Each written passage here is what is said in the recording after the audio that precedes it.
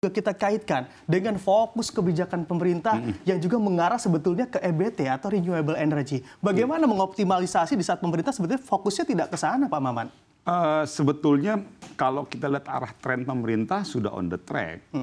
Yang saya tegaskan tadi bahwa ini kan begini Mas, kita jangan sampai perspektif publik itu di-trap, digiring. Kalau kita mau menuju ke renewable energy, udah saatnya tuh yang contoh pembangkit listrik kita itu majority menggunakan batu bara. Apakah dengan setiba-tiba kita harus tinggalkan batu bara itu gimana? Itu blackout di mana-mana. Sebagai contoh tuh 2 tahun yang lalu kita juga punya problematika. Pada saat misalnya kita mau ekspor batu bara kita, itu kan ada kritikan publik kan, ekspor batu bara seakan-akan kita lupa kepada kepentingan domestik gitu. Nah, narasi-narasi ini yang mau saya luruskan gitu loh Mas, bahwa transisi energi ini adalah bagian dari proses menuju ke renewable energi tanpa mengesampingkan fossil fuel. Itu tadi batu bara. Saya masuk sekarang kayak ke minyak dan gas. Sekarang tren temuan kita, eksplorasi kita, itu sekarang bukan di minyak. Majority itu gas. Ya. Nah, pertanyaannya kalau tadi kita masuk kepada net zero emission, apakah kita harus tinggalkan gas kita? Kan gitu Mas. Betul. Jadi nah ini yang maksud saya dalam forum ini kita luruskan dulu nih. Jadi supaya enak nanti ke depan kita jalannya bahwa proses perjalanan ke renewable energi sekarang kan pelan-pelan kan secara gradual tuh. Artinya proses penurunan kita dorong ke renewable energi, tetapi fossil fuel-nya juga tidak kita tinggalkan secara signifikan. Jadi pelan-pelan gitu jadi maksud saya. Artinya supaya karena begini Mas. Pada akhirnya kan sebetulnya semua ini 2 hal target kita. Kalau bicara energi yang pertama adalah penopang pendapatan negara. Yang kedua adalah kebutuhan, bisa dibilang ini mungkin masuk dalam kebutuhan primer masyarakat kan, energi ini. Nah itu yang harus dijaga.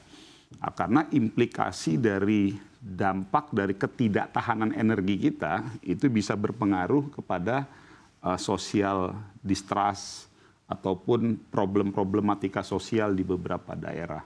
Gitu. Oke, baik. Nah ini Anda mengatakan terkait gas begitu ya, yang mana lapangan baru kita juga banyak yang menghasilkan gas dibanding minyak dan juga hal-hal mineral lainnya. Tapi kalau kita bicara terkait supply, apakah gas kita juga mampu menjadi penopang energi di saat transisi energi ini menuju dari fosil ke transisi energi baru terbarukan? Ya. Nah ini menarik nih, kalau tadi pertanyaannya mengenai gas. Saya mau mundur dulu ke belakang kurang lebih sekitar 15 tahun yang lalu. Di mana di Indonesia itu kita punya satu institusi yang namanya SKK Migas. Dulu BP Migas Mas. Ya. Dulu BP Migas, lalu dibubarkan oleh MK melalui judicial review publik waktu itu menjadi SKK Migas. Nah akhirnya implikasi dari dampak itu, suka ataupun tidak suka, ini salah satu yang menjadi faktor tren lifting migas kita turun. Karena apa? Ada problem psikologis para investor dalam melihat kepastian hukum di Indonesia. Akhirnya berpengaruh terhadap keinginan ataupun eagernya para pelaku-pelaku investasi, pelaku-pelaku migas di Indonesia agak sedikit ragu dengan situasi ini. Nah, ini kalau kita perhatikan 15 tahun ini, situasi itu terjadi dan akhirnya menyebabkan secara organisasi institusi SKK Migas kita terlihat terjadi disorientasi. Ini realitas yang terjadi. Saya harus buka ini dulu karena target kita kan mau menuju ke arahnya solusinya bagaimana nih ke depan gitu. Nah, ini realitas yang terjadi. Implikasi dari pembubaran BP Migas akhirnya berubah menjadi SKK Migas yang hanya dipayungi oleh Kepres, itu memiliki dampak secara psikologis kepada para pelaku investasi di oil and gas industry. Nah, pertanyaannya adalah, kalau tadi mau menuju ke sana, momentumnya adalah sekarang ke depan, harapan kita nanti di era Pak Prabowo, di era yang baru ini, spiritnya kan adalah melanjutkan dan menyempurnakan di pemerintahan Pak Jokowi. Jadi arahnya ke depan adalah mendorong percepatan revisi undang-undang migas sebetulnya. Sebagai bagian dari breakthrough. Jadi untuk mendorong mengambil momentum yang tadinya trennya menjadi sunset, menjadi sunrise di industri migas. Nah, itu sebetulnya yang harus didorong nanti ke depan, segera lakukan percepatan revisi Undang-Undang Migas.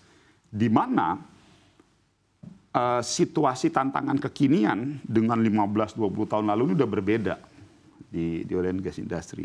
Salah satunya contoh begini. Di dalam aturan Undang-Undang Migas yang sekarang, itu misalnya ada holding company, Mas. Itu kita mau dorong sebetulnya ring fencing namanya. Ini nanti untuk mendorong agar meningkatkan kembali minat para pelaku-pelaku, pemain-pemain di dalam migas. Ada namanya ring fencing. Apa itu? Ini ada holding company. Selama ini kalau dia punya 2 blok atau 3 blok, dia harus put in misalnya cost recovery di blok A-nya kurang lebih 200 juta rupiah. Ini contoh ya, Mas. Itu 200 juta rupiah. Dia punya blok lagi di blok yang kedua, cost recovery-nya kurang lebih 100 juta rupiah. Kalau dengan aturan sekarang, dia harus taruh uangnya dalam setiap blok dalam jumlah yang cukup masing-masing. Nah, kita mau dorong ke depan, itu bisa di-cross. Jadi dia tidak perlu dengan uang 200 juta rupiah, yang satu 100 juta rupiah. Selama di sini masih ada sisa cost recovery-nya, dia bisa cross kepada penggunaan di blok yang selanjutnya. Nah, ini tujuannya meringankan beban tanpa harus mengambil porsi dari pemerintah. Jadi hal-hal yang kayak begini yang memang lagi mau kita dorong ke depan. Semangatnya adalah apa tadi? Mendorong percepatan RUU Migas ini adalah bagaimana yang tadi momentum sunset ini kita dorong menjadi sunrise. Itu yang pertama. Yang kedua, kita harus sama dulu nih perspektifnya bahwa industri oil and gas itu sudah lagi bukan menjadi sebuah industri kalau tadi kita lihat itu kalau sunset itu, Mas, kita mau dorong sunrise, artinya harus ada insentif-insentif kepada para pelaku-pelaku pemain-pemain migas dalam rangka tadi untuk mendorong pergerakan ekonomi dan meningkatkan pendapatan negara, di mana salah satu targetnya adalah meningkatkan lifting minyak dan gas kita. Ya.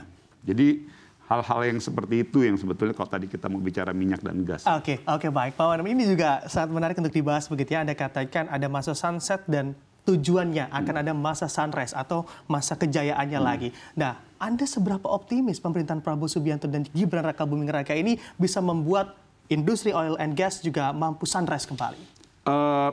Kalau melihat dalam beberapa penyampaian Pak Prabowo, baik dalam forum informal dengan kita dan juga dalam forum formal di media dan segala macam, concern Pak Prabowo terhadap bagaimana meningkatkan, mendorong ketahanan energi, menaikkan lifting migas. Kemarin juga pada saat wawancara di TV One, Pak Prabowo bicara tentang swasembada energi. Saya memiliki optimisme. Karena begini, pada akhirnya yang terpenting dari seorang presiden ke depan adalah political will terlebih dahulu terhadap industri ini. Ada pertanyaan paling sederhana sebetulnya dalam beberapa diskusi-diskusi kita. Apakah Pak Prabowo dan Mas Gibran masih menganggap bahwa industri energi ini menjadi salah satu tulang punggung, penyuplai kebutuhan ketahanan energi ke depan? Jawabannya iya. Artinya political will itu sudah diberikan kepada dari seorang Prabowo dan Mas Gibran. Tinggal nanti ke depan kita akselerasi saja, kita implementasikan, tinggal nanti mungkin dari kami, dari Komisi 7 mendorong agar tim-tim baik itu di sektor energi, di SDM-nya, di lingkungan. Karena ini ada keterkaitan, Mas. Nggak bisa hanya sekedar dilihat dari sektor energi saja. Karena faktor perizinan kan itu melibatkan beberapa instansi, yaitu sektor SDM dengan sektor lingkungan hidupnya. Karena AMDAL kan di sana. Jadi yang terpenting tadi saya ingin sampaikan bahwa ada sebuah political will yang cukup besar dari seorang Prabowo terhadap industri ini.